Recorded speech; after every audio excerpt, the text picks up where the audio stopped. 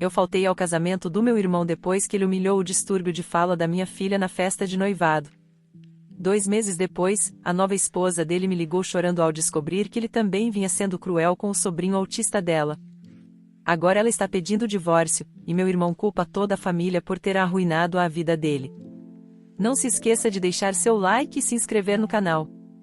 O momento em que tudo desandou ainda está muito vivo na minha memória, como uma ferida que se recusa a fechar e continua latejando. A festa de noivado do meu irmão, Marcos, deveria ter sido um marco de felicidade, um daqueles dias em que a família se reúne sob luzes quentes e sorrisos largos para celebrar o amor. Mas, para mim, aquele dia foi o início do fim de qualquer ilusão que eu ainda nutria sobre a nossa união familiar. Eu quase não fui. Meu instinto, aquele sussurro baixo no fundo da mente, me dizia que o ambiente estaria carregado. Eventos familiares com Marcos sempre foram campos minados. Ele sempre teve essa necessidade patológica de ser o centro das atenções, de ser o mais inteligente da sala, o mais sarcástico. Mas eu sufoquei esse instinto por causa da minha filha, a pequena e doce Júlia. A Júlia tem 7 anos e lida com um distúrbio de fala que torna cada frase um desafio monumental.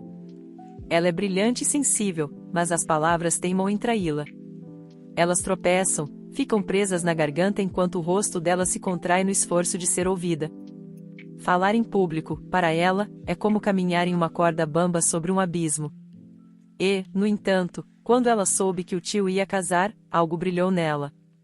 Ela queria fazer um discurso. Eu lembro de ter sentido um aperto no peito quando ela me contou. Perguntei várias vezes se ela tinha certeza, se não preferia apenas dar um cartão bonito.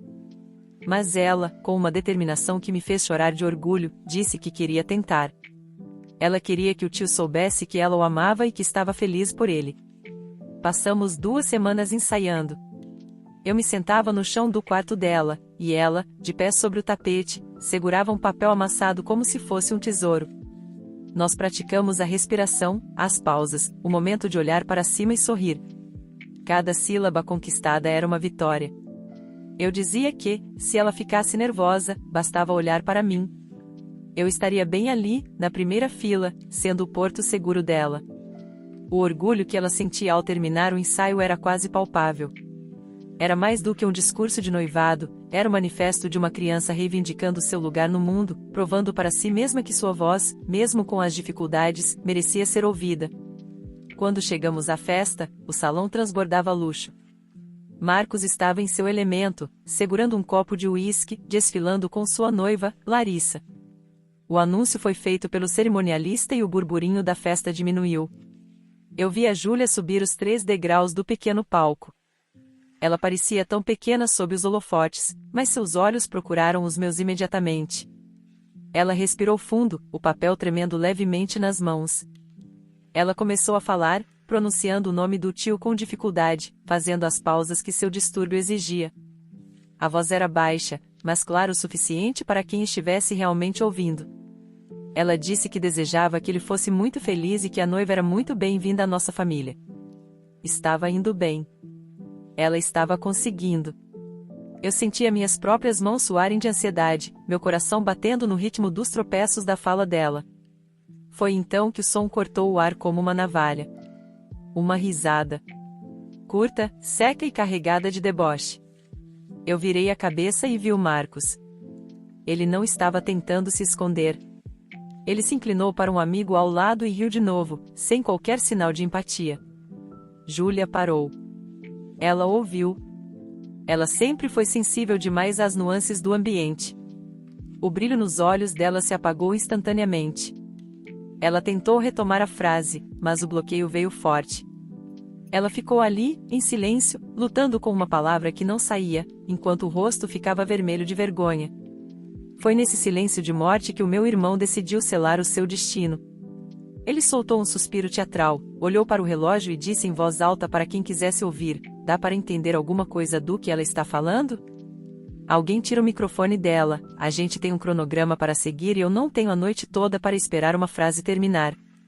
O mundo pareceu desacelerar. Eu vi o momento exato em que o coração da minha filha se partiu. O papel caiu da mão dela. Ela não chorou imediatamente, ela apenas ficou ali, pequena e humilhada, olhando para o tio que ela tanto admirava.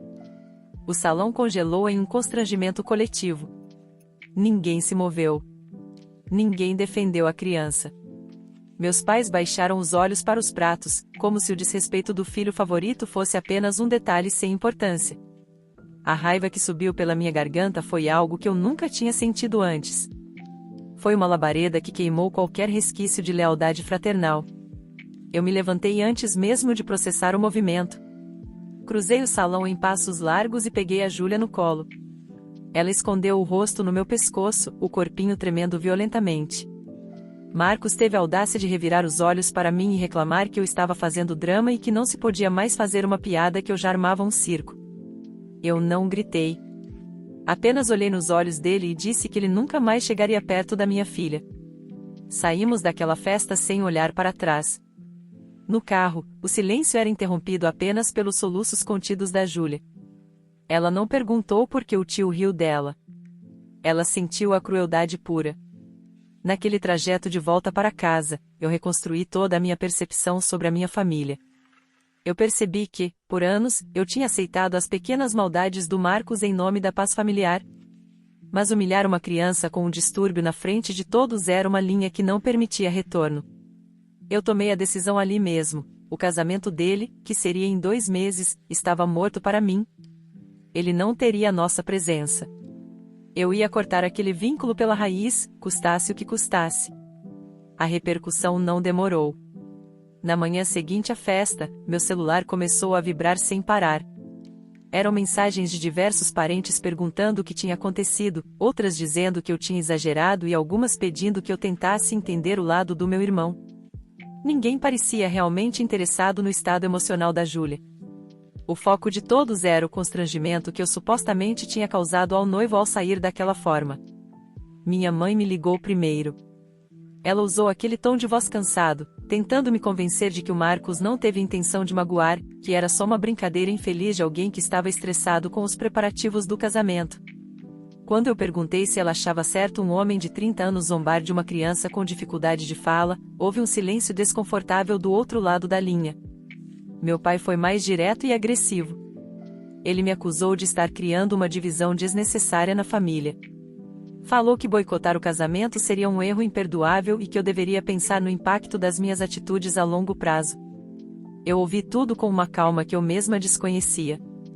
Depois, respondi que a minha única prioridade era proteger a minha filha. O que aconteceu na festa não foi um mal-entendido, foi uma humilhação pública. Deixei claro que ninguém tinha o direito de ridicularizá-la, muito menos alguém que deveria amá-la. A resposta que recebi foi fria.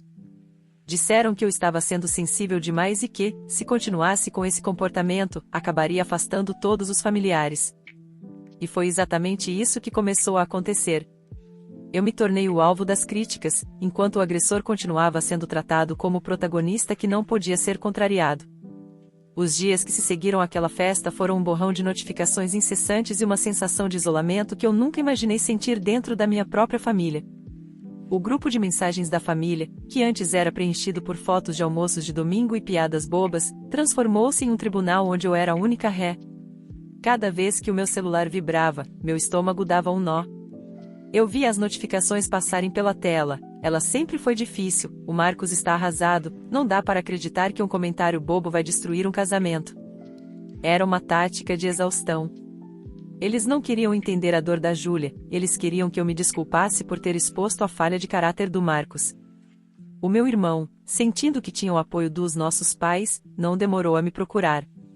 Ele não ligou para pedir desculpas ou para perguntar como a sobrinha estava.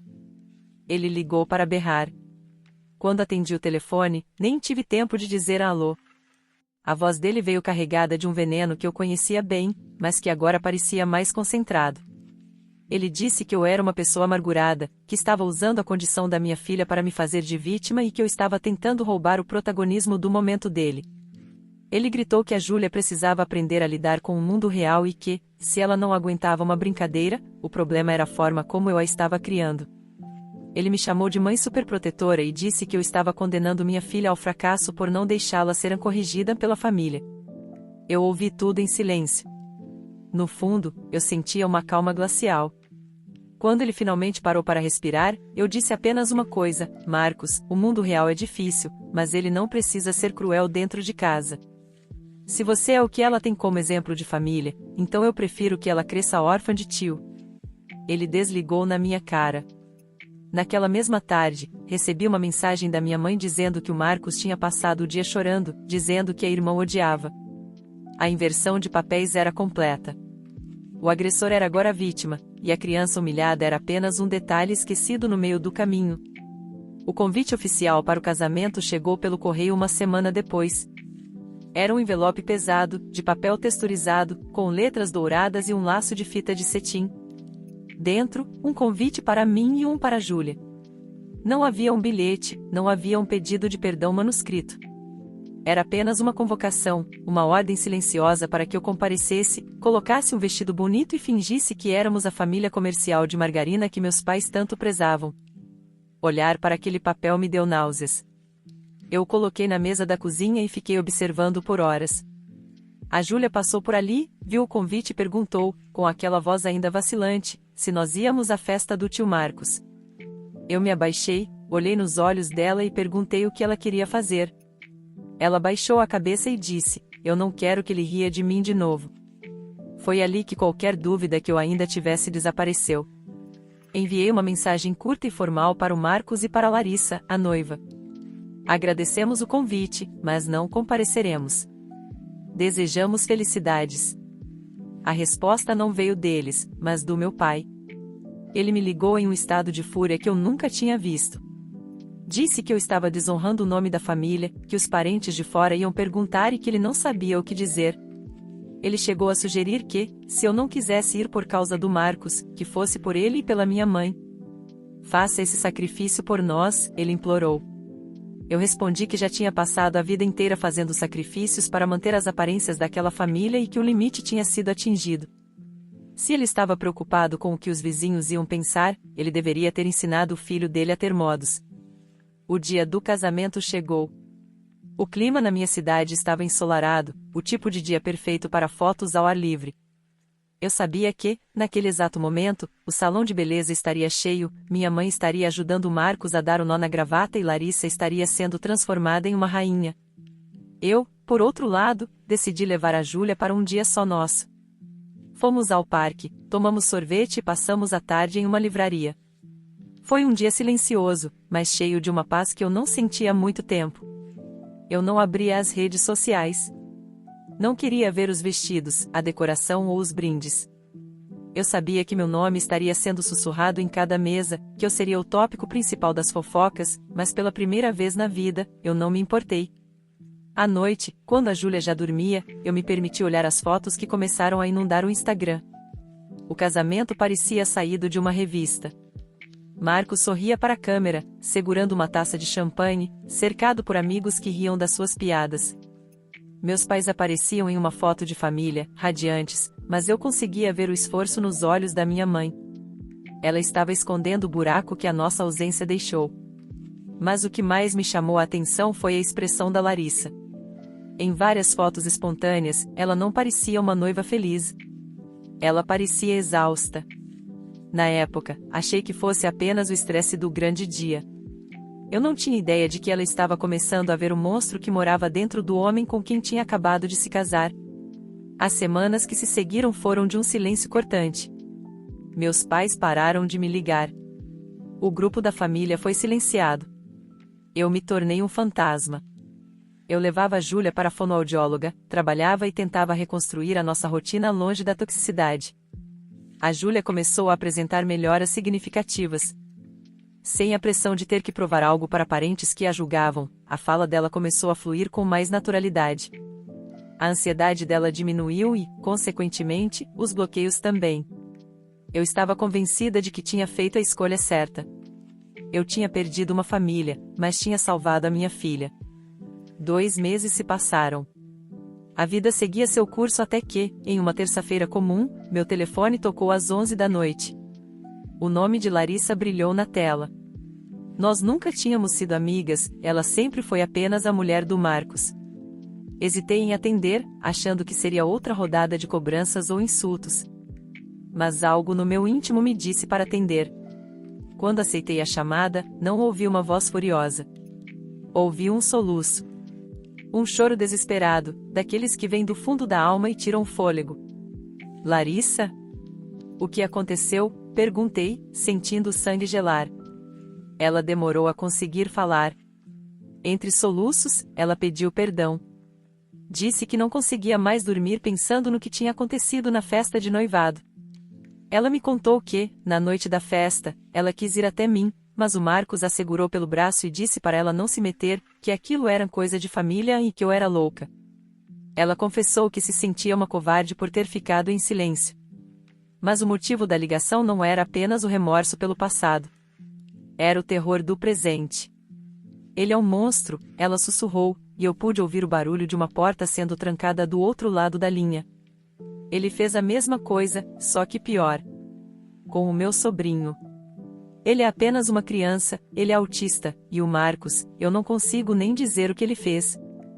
A voz de Larissa estava tão embargada que, por alguns segundos, o silêncio entre os soluços parecia mais pesado do que qualquer grito.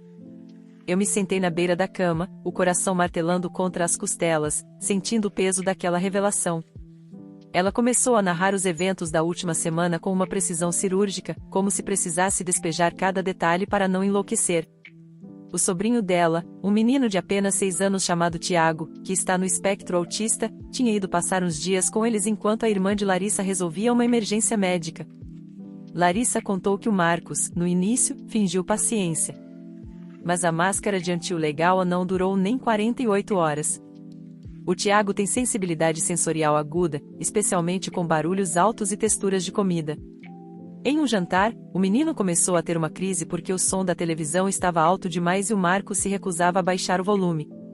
Em vez de ajudar ou se afastar, o meu irmão se levantou, caminhou até a criança e começou a gritar a centímetros do rosto dela. Larissa disse que o Marcos começou a imitar os movimentos repetitivos que o Tiago fazia com as mãos para se acalmar. Ele balançava os braços de forma grotesca, rindo e perguntando se o menino era retardado ou se apenas gostava de parecer um idiota. O relato dela me fez perder o chão. Era como se eu estivesse vendo o filme da festa de noivado se repetir, mas com uma carga de crueldade ainda maior. Larissa tentou intervir, tentou tirar o sobrinho da sala, mas o Marcos a segurou. Ele dizia que ela estava estragando um moleque, que o que faltava para ele era uma boa dose de disciplina e menos mimos. Ele chegou ao ponto de trancar o menino no quarto escuro por meia hora, dizendo que ele só sairia de lá quando aprendesse a agir como uma pessoa normal. O Tiago, que mal consegue se expressar verbalmente, entrou em um estado de choque catatônico. Larissa me disse que, ao ver aquela cena, a imagem do Marcos rindo da minha filha no palco voltou como um soco no estômago. Ela percebeu, tarde demais, que o homem com quem ela tinha se casado não tinha apenas um humor ácido ou uma pouca paciência. Ele tinha um prazer genuíno em esmagar quem ele considerava mais fraco. Naquela mesma noite, ela pegou o Tiago, colocou no carro e o levou de volta para a mãe. Quando retornou para casa, o confronto foi violento. Não houve agressão física, mas o abuso verbal foi tão intenso que ela sentiu medo pela própria vida. O Marcos disse que ela era fraca, que a família dela era uma linhagem de defeituosos e que ele se arrependia de ter se vinculado a pessoas tão inferiores. Eu vou pedir o divórcio, ela disse, a voz agora mais firme, apesar do choro. Eu já saí de casa. Estou em um hotel. Eu não posso passar mais um minuto ao lado de alguém que sente prazer na dor de uma criança. Eu ofereci tudo o que podia, abrigo, apoio jurídico, um ombro para chorar. Mas o que ela mais precisava era de validação. Ela precisava ouvir que não estava louca, que o que ela viu era real. Eu disse a ela que sentia muito por ela estar passando por isso, mas que estava orgulhosa por ela ter tido a coragem que o restante da minha família não teve. A notícia do divórcio caiu como uma bomba atômica na manhã seguinte. Marcos, prevendo que a verdade apareceria, decidiu atacar primeiro. Ele começou a ligar para todos os nossos parentes, incluindo nossos tios e primos distantes, dizendo que a Larissa tinha tido um surto psicótico e que estava tentando extorquir dinheiro dele. Ele me incluiu na narrativa, dizendo que eu e ela tínhamos planejado tudo para destruí-lo desde o dia do casamento. Ele criou uma teoria da conspiração onde eu era a mente mestre por trás da separação dele, motivada por puro recalque e inveja do seu sucesso. Meus pais, previsivelmente, compraram a versão dele. Minha mãe me ligou aos prantos, mas não de tristeza pela Larissa ou pelo Tiago, e sim de vergonha. Como você pôde fazer isso com o seu irmão? Insuflar a esposa dele contra ele? Você quer acabar com a nossa família? Ela gritava ao telefone. Eu tentei explicar sobre o sobrinho da Larissa, tentei falar sobre a crueldade com o Tiago, mas ela não queria ouvir. Para ela, se o Marcos fez algo, foi para o bem da criança. O nível de negação era assustador. Meu pai foi ainda mais longe e disse que, se eu não convencesse a Larissa a retirar o pedido de divórcio e pedir desculpas públicas ao Marcos, eu estaria oficialmente deserdada e proibida de frequentar a casa deles. Eu apenas respondi, pois bem. Guardem o convite para o próximo casamento dele, porque esse acabou por culpa exclusiva do monstro que vocês criaram. Desliguei e bloqueei todos, um por um. A paz que se seguiu foi estranha, uma mistura de luto e alívio. Alguns dias depois, o Marcos cometeu o seu maior erro. Ele me ligou de um número profissional, e eu, achando que era algo do trabalho, atendi. Ele estava bêbado. A voz arrastada, cheia de soberba e ódio. Ele começou a destilar todo o seu desprezo por mim e pela Júlia. Você acha que ganhou, né? Acha que protegeu sua filhinha muda. Ela nunca vai ser nada, ouviu?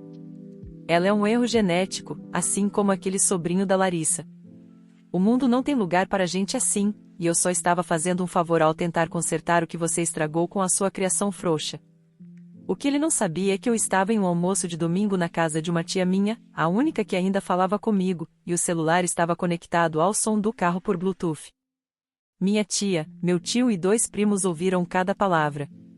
O silêncio que se seguiu no carro foi ensurdecedor. O Marcos continuou o monólogo de ódio por mais 2 minutos, detalhando como ele tinha humilhado o Tiago e como se sentiu poderoso ao ver o medo nos olhos da criança. Ele finalmente desligou, achando que tinha me humilhado. Ele não sabia, mas ele tinha acabado de fornecer a prova que faltava. Minha tia, chocada, pegou o telefone e ligou para minha mãe. Você precisa ouvir o que o seu filho acabou de dizer, ela disse, a voz tremendo de indignação. A partir dali, o castelo de cartas começou a desmoronar. A verdade, quando é exposta de forma tão crua e indiscutível, não pode ser ignorada nem pelos pais mais cegos. Aquele telefonema no viva voz foi o ponto de ruptura definitivo. O silêncio que se seguiu na casa da minha tia era tão denso que parecia que o ar havia acabado. Meus primos, que antes mantinham uma neutralidade confortável, olhavam para o celular como se ele fosse um objeto amaldiçoado. Ninguém conseguia acreditar na crueza das palavras do Marcos. Ele não estava apenas irritado, ele estava revelando uma face obscura, um prazer quase doentio em desprezar quem não se encaixava no seu padrão de perfeição. Minha tia não esperou. Ela ligou para minha mãe e colocou a situação de forma curta e grossa: ou você abre os olhos para o filho que tem, ou você vai perder o resto da família que ainda presta. A reação na casa dos meus pais foi um caos silencioso. Pelo que soube depois, meu pai tentou, pela última vez, dizer que o Marcos estava apenas bêbado e fora de si. Mas minha mãe, que sempre foi o pilar da complacência, pareceu finalmente quebrar. O áudio daquela ligação circulou entre os irmãos dela, e a pressão social que o Marcos tanto temia começou a vir de dentro. Não era mais apenas a irmã amargurada reclamando, era a prova irrefutável de que ele era um homem perigoso para as crianças da família. O processo de divórcio da Larissa avançou como um trator. Ela não queria apenas a separação, ela queria distância legal. Com o apoio dos áudios que eu e outros familiares fornecemos, ela conseguiu uma medida restritiva para que ele não chegasse perto do sobrinho. O Marcos, vendo que o seu prestígio social estava escorrendo pelo ralo, entrou em um ciclo de autodestruição. Ele começou a postar indiretas agressivas nas redes sociais, posando como um mártir da cultura do cancelamento, dizendo que o mundo estava ficando sensível demais e que homens de verdade estavam sendo perseguidos. Mas ninguém mais comentava. Ninguém curtia. Ele se tornou o tipo de pessoa que as pessoas evitam em festas, o convidado que traz um clima pesado para a sala. O confronto final com os meus pais aconteceu em uma tarde de domingo, quando eles apareceram na minha porta sem avisar. Eles pareciam 10 anos mais velhos. Meu pai não gritou. Ele apenas se sentou no sofá e pediu para ver a Júlia. Eu neguei.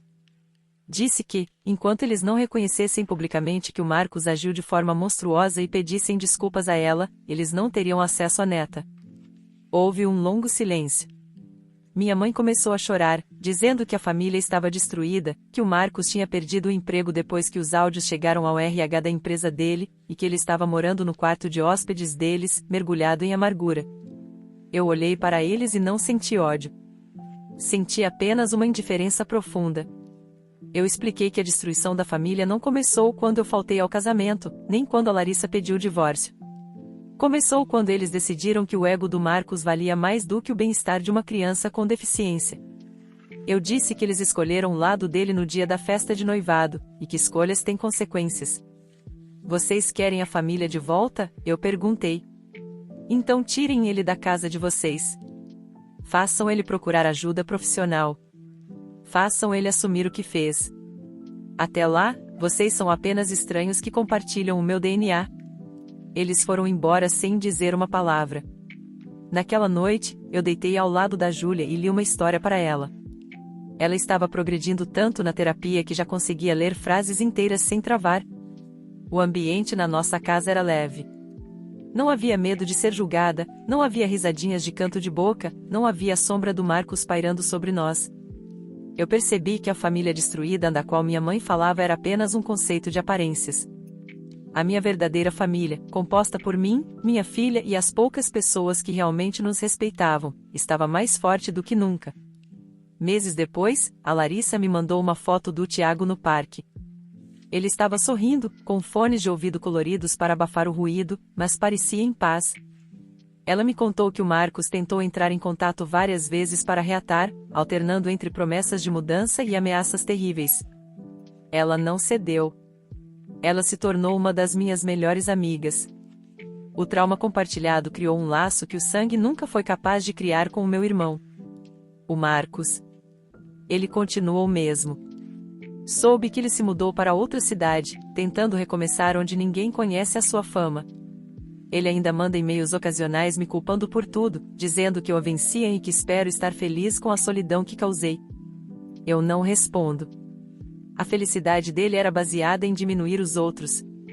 A minha baseada em ver a minha filha subir em um palco, meses depois, em uma apresentação da escola, e falar cada palavra do seu pequeno discurso sem olhar para trás, sabendo que, se ela tropeçar, o mundo não vai rir. Porque eu ensinei a ela que a voz dela é sagrada, e que ninguém, absolutamente ninguém, tem o direito de silenciá-la. Faltar aquele casamento foi a decisão mais difícil da minha vida, mas foi a que me salvou. Às vezes, para manter a sua sanidade e proteger quem você ama, você precisa colocar fogo nas pontes que te ligam ao passado. E, no brilho daquelas chamas, eu finalmente consegui enxergar o caminho para o futuro. Obrigado para quem ouviu até aqui. Curta e se inscreva no canal para mais vídeos.